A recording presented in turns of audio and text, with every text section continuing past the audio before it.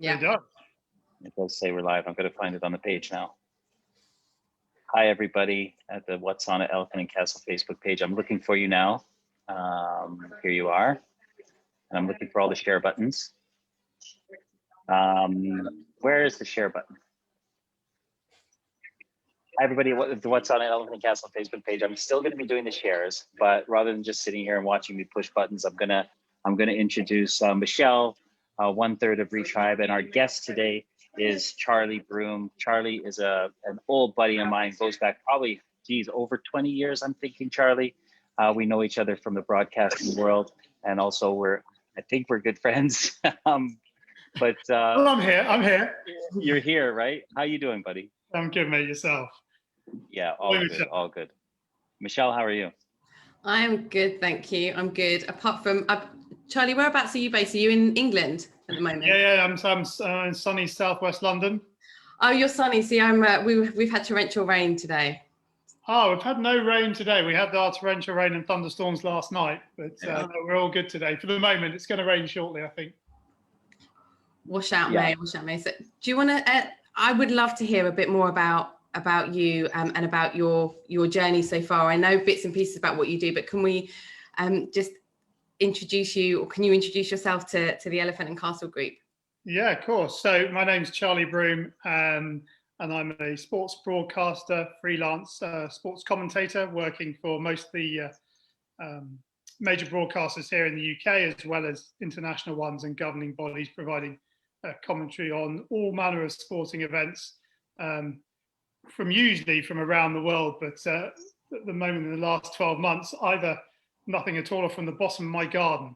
But that's what I do partly. And the other part I do is I have a property investment company called Gulliver Estates, whereby I'm looking to help people that perhaps don't have the time or knowledge, who want to be involved in property, get involved in property, or work with landlords who are currently involved in property but are having a tough time with tenants, etc., with everything that's been going on with COVID, trying to make their investment properties work.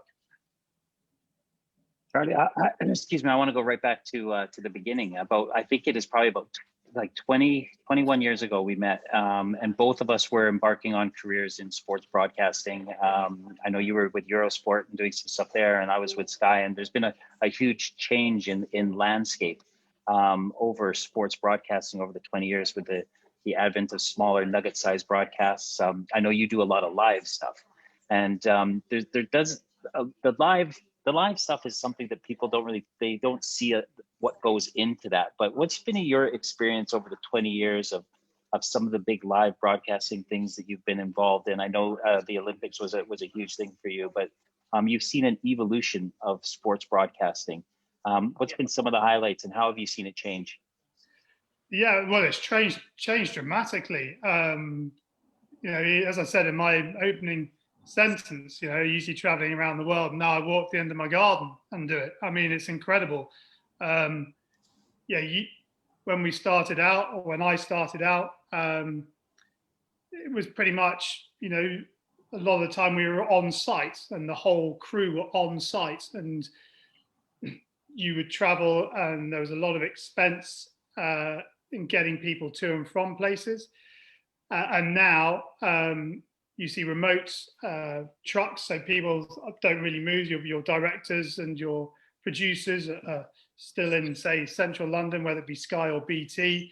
A couple of cameramen are required, but even the commentators now don't need to be there. And I know through the years, a lot of the time at Eurosport, the commentators aren't necessarily on site, but more and more now it's becoming remote commentary.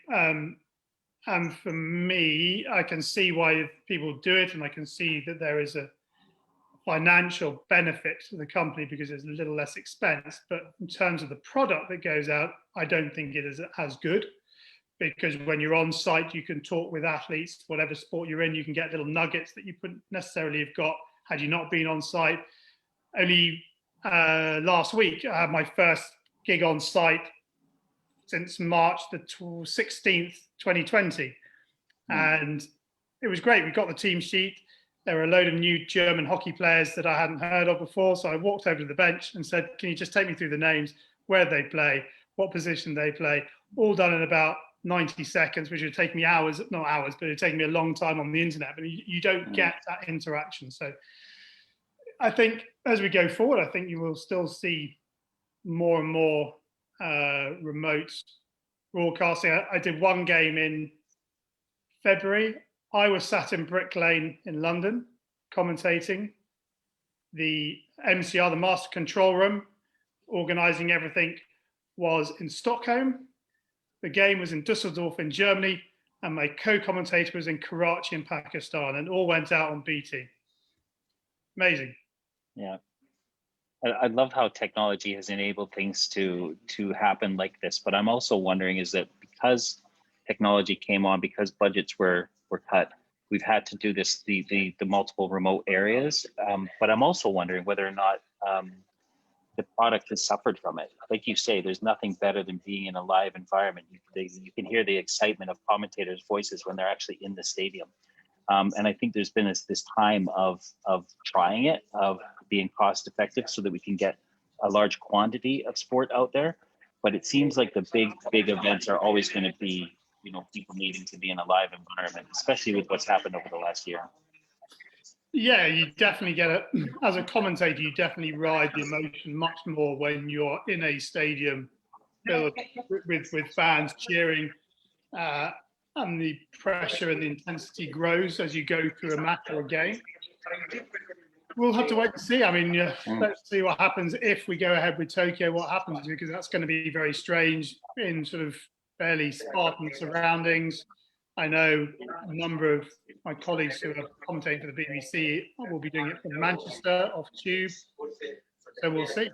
We'll see. Michelle, do you want to pop in? I'm curious as to anything that you follow that's of particular interest. So a lot of people, when you talk about different sports, is they talk about the beauty of the sport, and for many different reasons, love all the faces of particular sports. I grew up with around horses, like used to muck out the stable yards, and then exchanged that time for a horse riding lesson, and then it ended up doing lots of equine stuff, which I feel really passionately about. Is there anything that you really, really love being involved in, any particular sport, and why? Yeah, so I really enjoy being involved in hockey because I've always played it, and now my kids are starting to play, and I'm starting to help coach them, and it's really good actually, because my daughter, I guess what you're used to, because I do most of the international hockey matches for the International Hockey Federation that goes out on BT Sport in this country, but on other broadcasters around the world.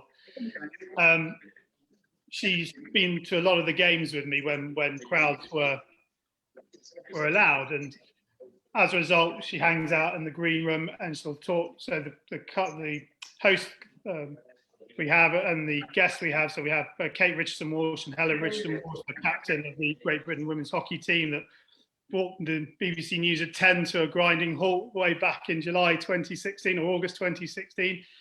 Kate and Helen were there, and my daughter was talking to them, and she was getting all revved up, and she wanted to be a hockey player and stuff. So she started playing hockey, and then she now wants to play in goal because I used to play in goal, and now I've been coaching her, and I get a real buzz of excitement just trying to help her understand the game from a goalkeeping perspective and coaching her. So that's really exciting. And also you get the sort of sense of fulfillment when you see someone improving as they go. And I guess, that would be, I really enjoy that. I think that I want to make a stipulation that you're talking about like field hockey. Field hockey, sorry. Yeah. Because everyone knows me as like the ice hockey guy. We've had an ice hockey guest on here before. So, and I also, I think I remember that you said you were a goalie, and I think I would love to be able to get you dressed up, and then can I come out? Oh, mate, I'd love to do it. I mean, I can't skate for toffee, but I mean, if you put a bit of carpet down that I can stand on, feel free to smack a puck at me. I think what we'll do is a reciprocal. I can get on the field with a hockey stick, an ice hockey stick, and I can shoot pucks at you maybe on a field. We could try that. Honestly, I think it's great fun. I love watching ice hockey, especially the goaltenders in ice hockey. Phenomenal. They're skillful players. We talk about how the changing landscape of sports broadcasting, but also athletes, you know, the change over the last 10 years, 20 years with technology. And I'm interested with the equipment that is used in hockey also. I know you covered netball as well as some other sports, but, you know, how have your, you know, you talking with athletes over the last 20 years and all the interviews that you've done and how people have changed, what's been your kind of primary thing that you've seen how athletes, the evolution of athletes over the last 20 years, from their workout routines to how they perform to the technology? That's kind of a large answer, but yeah, it's becoming more of a business, isn't it? And as a result, it's all result driven. And you see, there's this fascinating article on the BBC Sport website about the baseball pitcher. I'm not sure if you read it, how he, the hours he puts in to fine tuning his pitching delivery, so they all look exactly the same, but the ball does different things at the end of every pitch, even though his arm is exactly the same, to try and deceive the pitcher. And they talk about the same in tennis, where the ball's coming at you so fast that as an athlete, you can't react. You have to take your cues off the body of your opponent to see what they're doing, to see which way the ball's going to go, and then you move. So I think as time has progressed, you know, at the top level of sport, if you're talking about thousands of seconds, hundreds of seconds, you know, 0.1 of a mile an hour, kilometer of an hour, and that's the difference between winning and not winning. And so people put in those extra yards, those extra little bits of work, and you know, in order to get the top. And you know, I don't understand. Like we were having this conversation yesterday, or not yesterday, the other day in the house, and I was just saying to the kids, you know, it's people that are hugely successful. It's what you do when people aren't watching that really counts. If you're prepared to put the hours in, and whatever you do, whatever walk of life it is, if you're prepared to go that extra mile when people aren't watching, then you'll be a success at whatever you do. If you're only doing it because people are watching, then you won't go as far as you want or you can. I like that. Yeah. Sorry, they're only 9 and 10. That's a great piece of advice, though, because it is a lot of it's mental, isn't it? I think it is, but that's not to say you won't have your down days, because everybody has their down days. I know when I'm trying to find work or trying to find houses, you're like, oh, I just can't be bothered to make the calls today, and that's okay. That's absolutely fine, because it's just nonsense to think that you're going to be firing at 100% all the time. It's just not true. So if you're not feeling up to it, then, you know, instead of making the 10 calls, make 3 calls, and then go and do something that you enjoy. You know, they say if you want to do something, if you want to do something well, go and do something that you're good at. Do it. You'll feel elated because you've done it well, and then you'll go and do what you wanted to do better. There you go. I should be writing these notes down. I keep saying all these things, and I never follow them myself. It's terrible.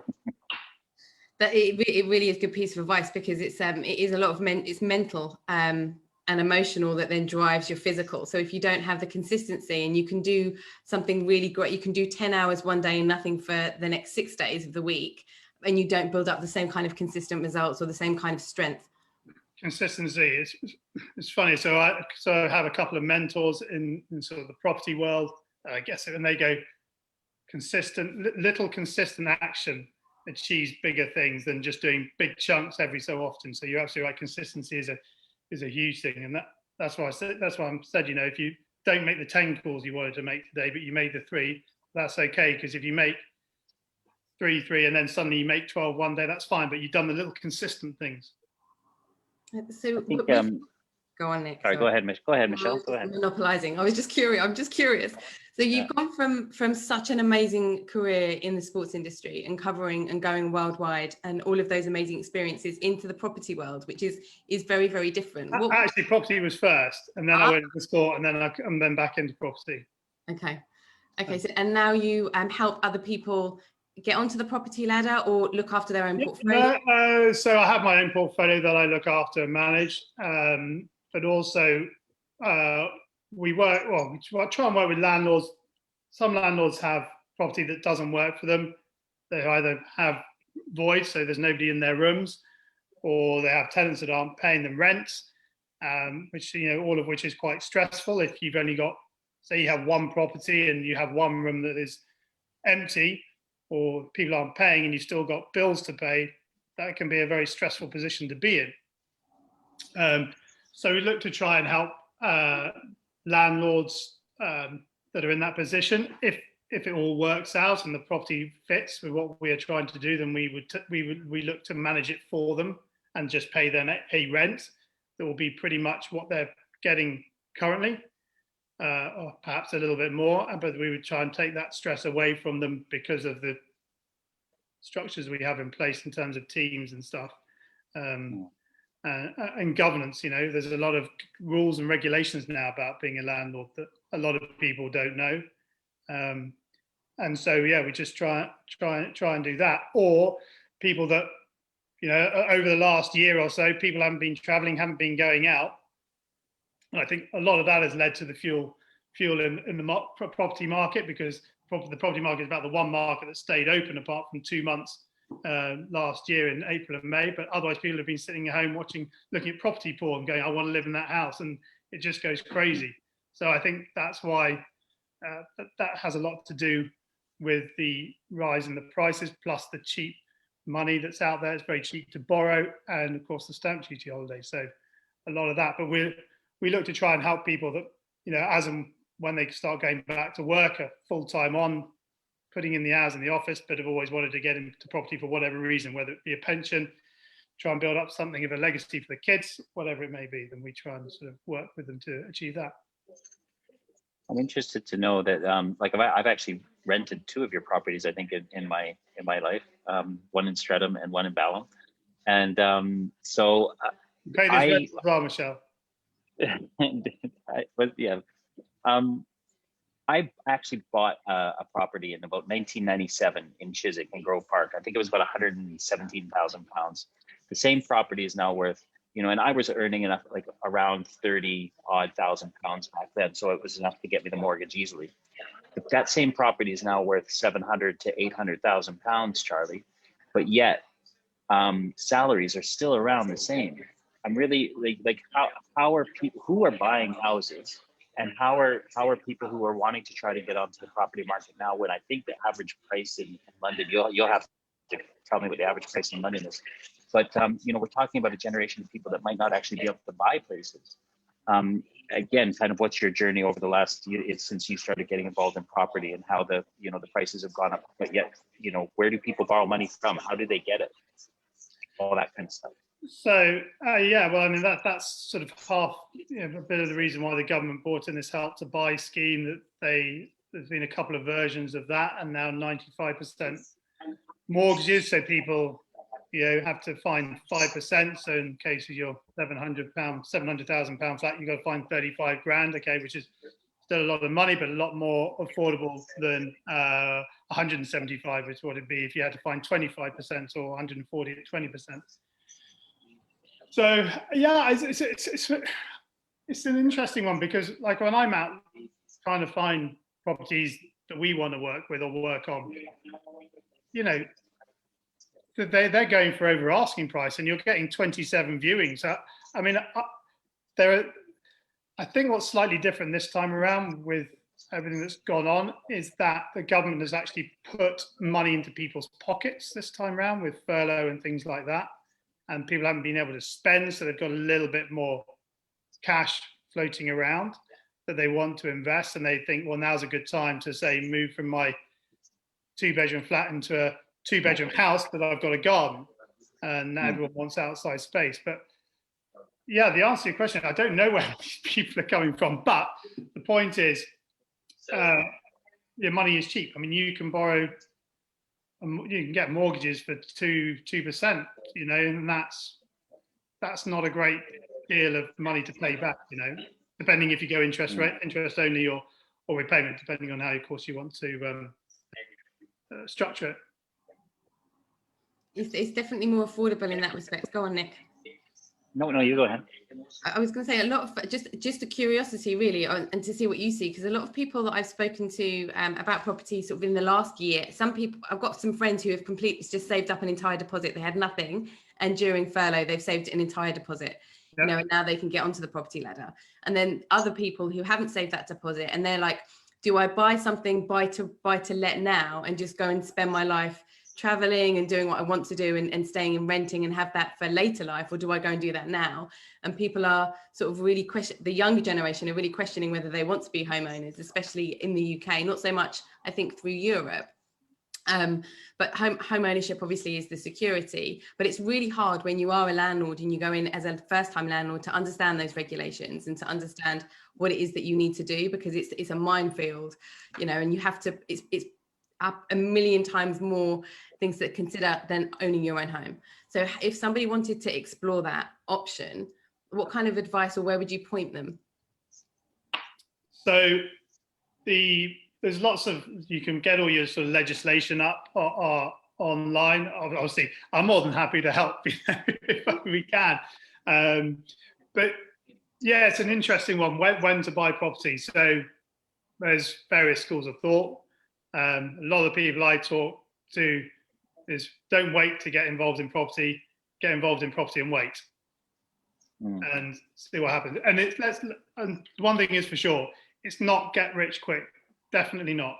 It is a long, slow burner. So if you're thinking of going in and turning something around and walking away with £200,000, say, for example, okay, yes, it does come.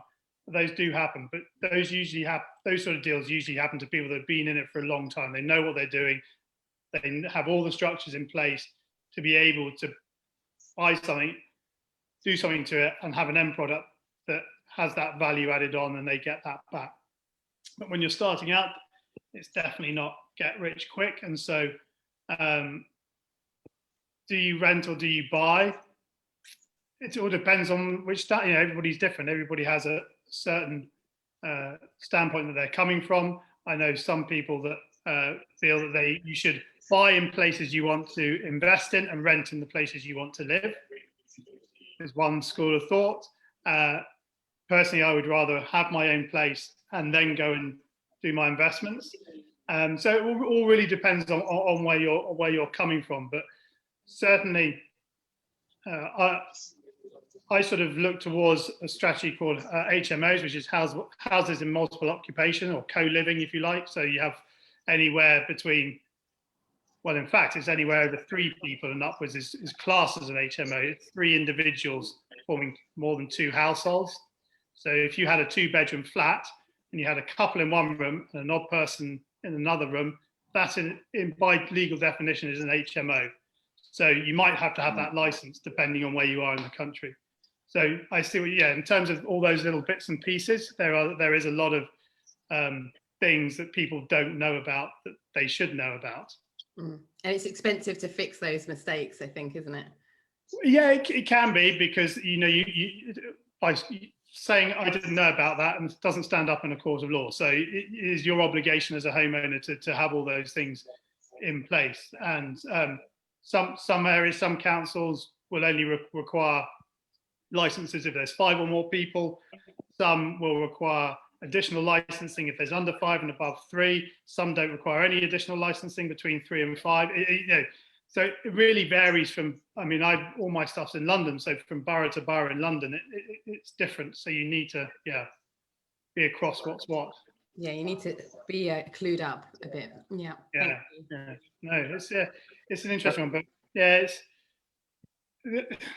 it's fascinating, because everyone was talking, people talk about the house prices seem to be going up because everything seems to be going, a lot of the people I speak to, especially on houses anyway, prices are going up. Flats are sticking around a little bit more because of this requirement for outside space, I believe.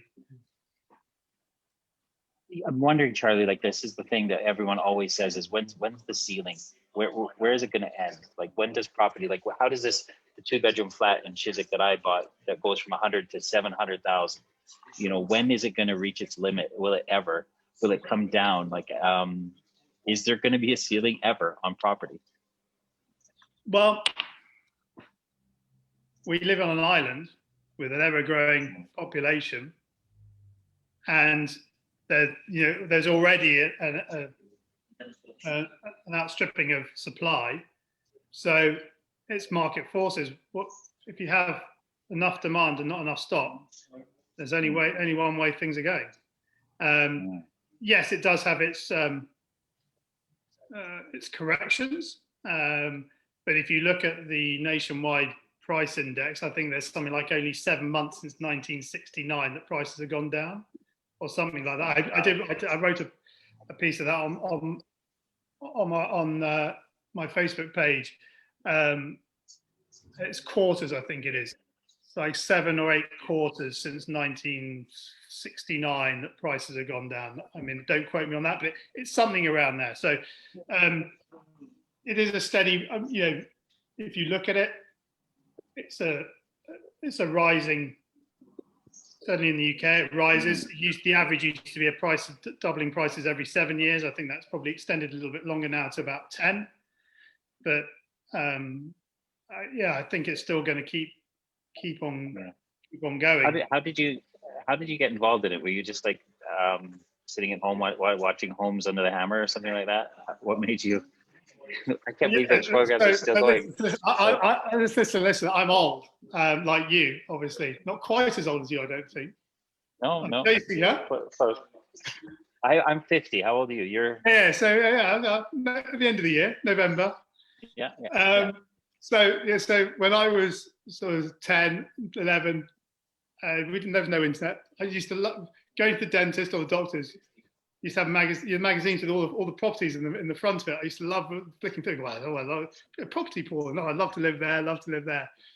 I was fortunate enough to get my place in London, and then I was fortunate that the property market went up, and then I refinanced my flat, bought somewhere else, did it up, made a lot of mistakes along the way, but came out the other end.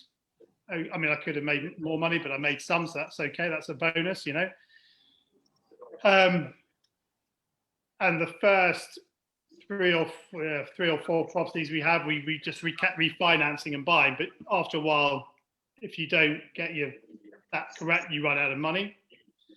And then in about 2005 to 2008, there was this sort of thing going on whereby you'd try and you'd speak to landlords, and you would go in and say, look, say a landlord was selling his house for 100,000.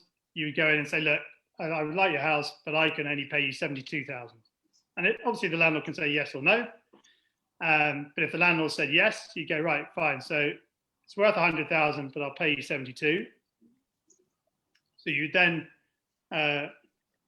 do all your legals, and you'd get finance, called bridging finance, and remortgage all on the same day. But you would mortgage 75%. So I'd go to the bank and I'd go, right, I've got this property worth 100,000. I'd like a mortgage of 75%. They'd go, fine, here's £75,000. I'd go, there's your £72,000 to the landlord, and then I would have £3,000 to spend on the property, or not. But you can't do that anymore. So there's this legislation that's come in, and I know that there's a lot of. Now you have you have to have a property for 6 months before you can refinance. Right. Okay. So you can't do the bridging loan on the same day. Well, I guess you could bridge it, but it would be a very expensive bridge because it's not. So rather than being a day, it's 6 months. So I imagine that just came in just to stop people from accumulating a lot of properties themselves. Well, the problem with that is then you can end up in negative equity, because if that house then falls by 15 grand, it's only worth 85, and then so you then get yourself into a spot of bother if that then starts. Prices start falling. What if as a landlord and somebody who's invested in property, but also you've seen the other side of things as people who are renting off of you. What has been a lot of the big changes too in terms of legislation around, because we hear about people who rent properties who abuse them, because that happened to me. The first property I ever bought was up in Yorkshire, and it was rented out for 6 months, and the person didn't pay. I was 19 years old, and the person didn't pay any rent, and they squatted in it. I ended up losing the property. and then now I rent properties, and I have to go through this huge vetting process now. And I'm wondering, like, the vetting processes for landlords, for tenants, I mean, it's a lot of bureaucracy nowadays. Have you ever been burnt? Have you what lessons have you learned over the years too around renting? People don't always say what they're going to do. And you can have conversations with people. I mean, I'm not perfect by any stretch of the imagination, but I always try and do the best by people, and I'll always try and sort things out as quickly as possible. And if I can't, then I'll say to them, look, I can't manage to sort this out now. Do you know someone who can, or whatever? And try and work together with my tenants to sort things out. Have I ever been burnt? Yeah. I mean, I got burnt last year, for example. I had two tenants fall out. And I said to them, look, okay, look, I don't want you to be miserable, so let's, you can surrender the tenancy, but I need one of you to say you're going to be okay to pay the full rent.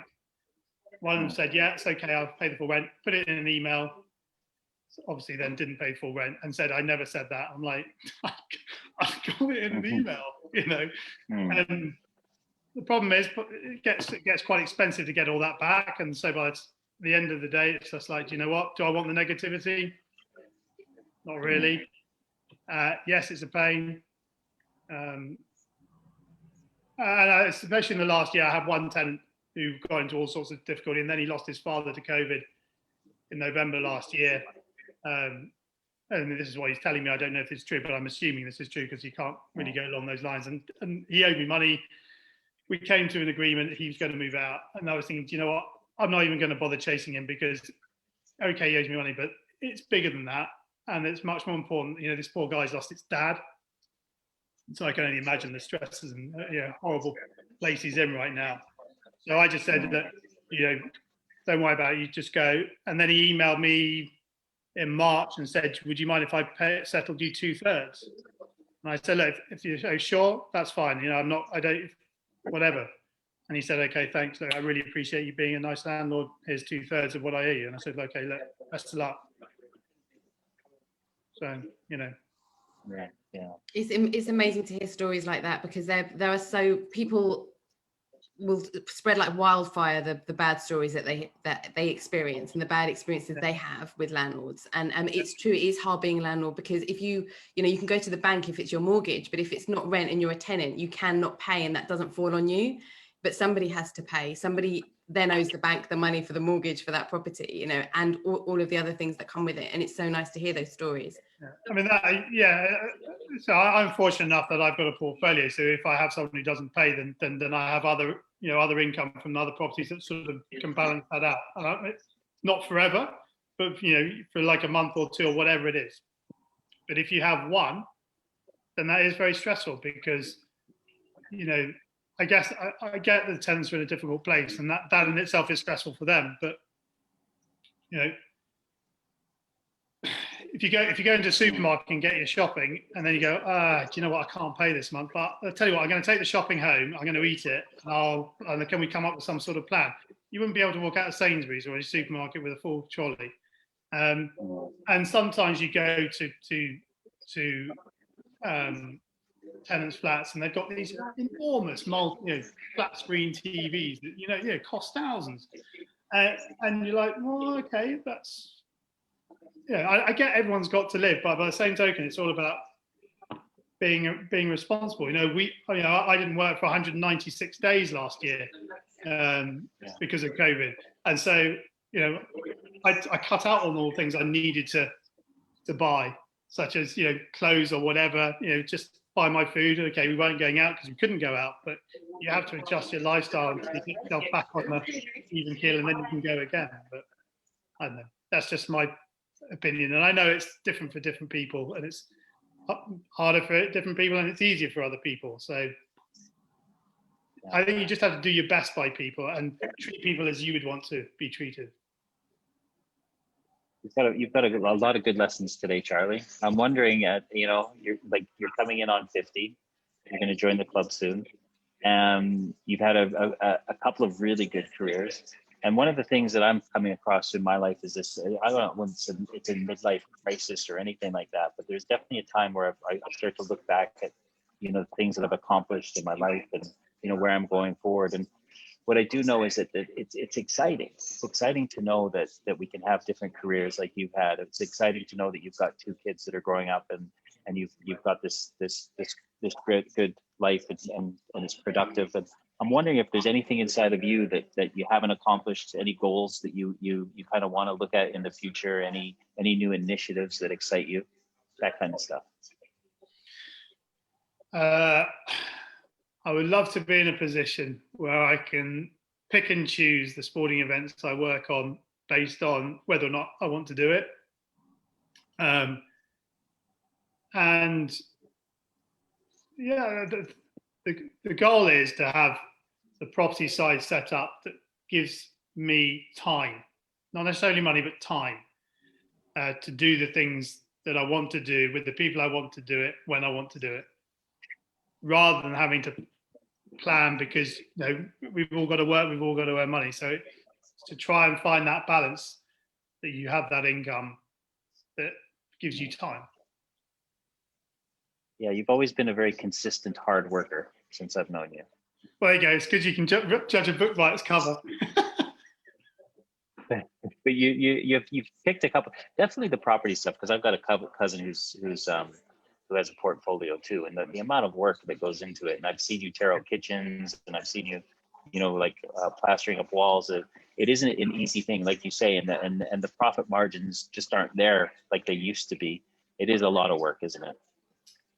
Yeah, no, it can be for sure. And there's a whole debate on whether you self-manage your own properties or not. Who's to say that if you gave your properties to someone else to manage, okay, your income would be less, but then you would spend less time running around fixing things, and that time you could actually be investing into finding other stuff that would pay you money. So you don't know. That's the great conundrum, isn't it? How much effort do you put in for the reward you're getting out, or do you put less effort in and get less reward, but use that time to find something else? Michelle? I think that you touched on something really important there, and I think you touched on this earlier, and I just wanted to bring it up and ask you, there's a huge amount of trust with the people that are in your environment. When you're refurbing a house, you can have everybody that's fantastic and a bad plumber, and you need to rip all of that good work out to fix your plumbing. In my house I live in, the plumber was on drugs, and he robbed all the money off the workers. They got paid cash each week. This was years ago, and he stole everyone's pay, and he hid it in the freezer in the corner shop, two shops up or three doors up. So all the builders had to do a strip search. They all gathered in the thing, and they said, "Right, everyone, take your clothes off." I'm glad I wasn't there, because that would have been a sight and a half. But yeah, so anyway, they found the money, but he didn't do his job properly. So they turned the water on, and he hadn't connected the pipes at the very, very top of the house. And it just went straight through the house. So there you go. That's a disaster story. I wasn't expecting that. I was going to ask you, how do you pick people now, obviously with this experience, that you can trust, whether it's somebody who works for you, manages the property, or within, any kind of joint ventures that you do? What's your process of bringing on board the right people? So yes, due diligence. It's talking to people that they've worked with before. So I've just done 2 kitchens this year, one in one of my places and one in another landlord's place. And I used 2 different people. The first guy in my place down in Croydon, I found him on Trusted Trader, something like that. One of those, Checker Trade, Trusted Trader, something like that. And then just spoke to him, spoke to some others, people, then spoke to people that he'd worked for and done recent jobs, and got them to send pictures and things like that. And that all seemed to pan out. And he wasn't the cheapest, but he wasn't the most expensive, but he was the one that I liked the look of and sound of when I spoke to him. And then I was going to use him for this other place in Battersea, but Well, it's in a mansion block at the top of the very top floor, so the 5th floor, and there's no lift. And he was a one-man band, and he would have had to carry all the units up, and it would have been. And he's not the fittest of gents, and I'm sure he wouldn't mind me saying that. But it was so right. I don't know, just stroke of luck. I happened to be walking up the stairs to this flat, and there was some building work going on in one of the flats below. So I knocked on the door and said, right, you obviously do building. Who's your boss? Got the name of him, spoke to him, and he seemed to do all the kitchen, all the refurbs in this block of flats, this block. And so I said to him, right, can I have a look at some of your work? So he showed me 3 of the flats he'd done in these mansion blocks. And he had a team. And it was like, okay, so he's got about 4 people that can carry all this stuff upstairs. And he was about the same sort of price, maybe a little bit more expensive. And I knew he'd work quicker because the other guy took 3 weeks to do the kitchen, and that was actually it was nearly 3.5. And this guy said he'd be done in 9 days. And I thought, well, I'll go with this guy. Again, phoning people, talking to people, seeing his actual work. And yeah, so that seems to have gone okay. But they talk about having your power team around. So like I have an electrician that I can call, gas safety guy I can call, and a plumber I can call at any time. And usually they answer my phone. But yeah, so it's just having those people that you trust. And like all these things, it's know, like, and trust, isn't it? You need to have that trust in order to go forward. And they might not be the cheapest, but you're not talking about, it's effectiveness that's more important, and the reliability that you can say to someone, look, can you go into my place? And I would leave them all in my house by themselves, and I wouldn't have to be here. I trust them implicitly. Charlie, I remember back in the day, everyone was always talking about London and the property market of like, this is the new up and coming area. And I'm wondering if that still happens now, that all of London has been gentrified to some extent. But are there any hot tips, any up and comers? Well, if you read the press, it's all out in East London, isn't it? Walthamstow, I believe, is the latest latest hotspot. But East London seems to be so in terms of yields and what you get back for your money, it's in East London, and the house price rises seem to be greatest in East London. Okay, I'll go look at my bank account. You're just down the road. You can go down to South Woodford and have a gander. I'm in Soho all the time. Are you in Soho all the time? Yeah, not sure you get great returns there. You might get some empty office space. Yeah, that's true. I think they'll be turning a lot. Well, I've got I'm actually working from the House of St. Barnabas today, where we work from. So it's really cool here. And then my flat is on Frith Street. So I've got a real huge commute. Very good. Well, that's good. At least you're staying healthy, walking to work. We're kind of running out of time now, Charlie, and I wanted to thank you so much. We're coming out of COVID. You know, I think the sporting world is going to be getting back into action. We're going to feel a lot of excitement, a lot of cool energy. I know the property market, it is what it is, but and it's always going to be growing and efficient for you. What are you looking forward to in this next year? So, well, yeah. Hopefully, there's a lot of the problem I have is I work on a lot of international events where countries travel to play each other, and that becomes very difficult. I think in domestic leagues where you can sort of bubble up, so like the Premier League or the Gallagher Rugby Premiership, things like that, it's possible to do. So I'm hoping that we can just sort of open up a little bit, but safely, so we can do these events. I mean, supposedly supposed to be in Tokyo in July. I'm still trying to work out how that can go ahead. And then there's a couple of other, multi-sport international events coming up, but we'll have to wait and see. That's why we need to do more. That's why I need to do more property, because I'm not sure. Even last week there's supposed to be a game of hockey this weekend that was pulled 4 days before. So until you're sat behind the mic, you never know. Michelle, any final words from you? No, it's been lovely to hear your story today. Thank you for joining us very much. No, thanks, Michelle. Lovely to meet you too. Yeah, Charlie, I wanted to try to work in the fact that we went out one night and bumped into Sienna Miller, but I didn't know how to work that in. That was in Berkeley Square, was it not? Yeah, it was. Yeah. Yeah, I think she. No, Yeah, that was. and wasn't it Kelly Brook? I don't know. There was a lot of them. It was the more Women of the Year fashion thing. We were there with Laurent Perrier, weren't we, as guests? Yeah. Yeah, we were, yes. So Michelle, Michelle, the story is that she flirted with me. Okay, just so you know. Of course you did. I'm going to need the whole story. Of course you did. And Michelle, that is it. That is the story right there. And then we went home. Okay, that wasn't as exciting as I wanted it to be. I promised Nick I wouldn't put him in it. Yeah. Thanks, buddy. I really appreciate you coming on today. And yeah, there's some real good nuggets of wisdom in there. I think that if people can learn from your work ethic, more than anything, you do inspire me definitely with your work and how you just were always at the grindstone. So, you know, thank you for being in my life, man. Thank you for showing up. You should take a bow yourself at stage. You know, you managed to turn yourself around and doing some great things now as well. So, you know, take a time to reflect on the good things you've done. All right, buddy. Thank you so much, man. And hopefully we can meet up for. I don't know too much about you, but I know if you are a third of this triumvirate, then you guys doing some great stuff. So thank you. Well done. Thanks, brother. We'll talk to you soon, okay? See you, bud.